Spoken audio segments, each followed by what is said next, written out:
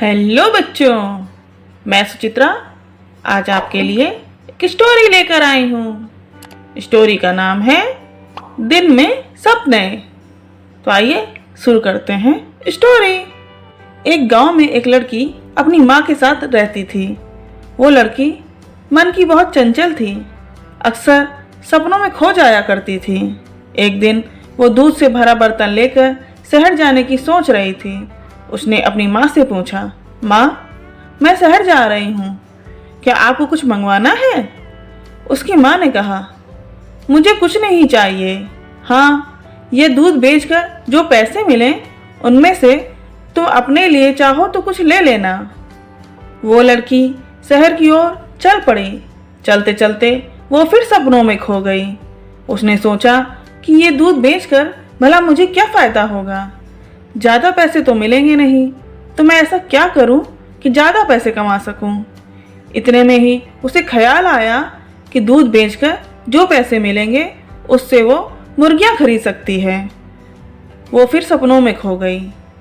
दूध बेचकर मुझे पैसे मिलेंगे तो मैं मुर्गियां खरीद लूँगी।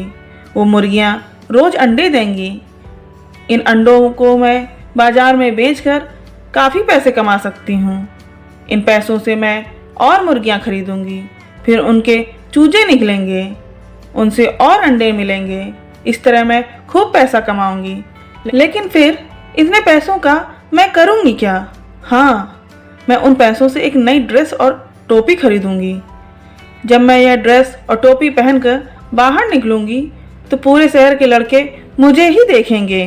सब मुझसे दोस्ती करना चाहेंगे, पास आकर हाय हेलो बोलेंगे। मैं भी इतराकर उनसे बात करूंगी, बड़ा मज़ा आएगा।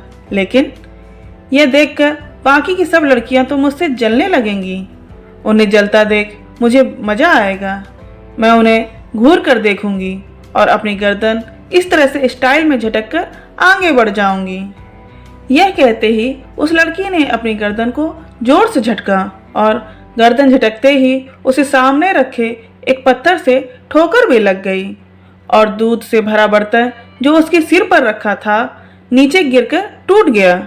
यह देख वो सदमे में आ गई और उसकी तंद्रा टूट गई। मायूस होकर वो गांव लौटी। उसने अपनी माँ से माफ़ी मांगी कि उसने सारा दूध गिरा दिया। यह सुनकर उसकी माँ ने कहा, दूध के गिरने की चिंता छोड़ो, लेकिन एक बात हमेशा याद रखो कि जब तक अंडे न फूट जाएं, तब तक चूजे गिनने से कोई फ़ायदा नहीं। माँ की हिदायत और इशारा दोनों उसको समझ में आ गया। उसकी माँ यही कहना चाहती थी कि जब तक हाथ में कुछ हो नहीं तब तक उसके बारे में यूँ ख्याली पुलाव नहीं पकाना चाहिए। तो बच्चों, इस कहानी से हमें यह सीख मिलती है कि ख्याली पुलाव पकाने से कोई फ़ायदा नहीं। दिन में सपने देखकर उनमें खोने से कुछ नहीं होगा। अगर सच में कुछ हासिल करना है तो हकीकत में मेहनत करो। Thank you.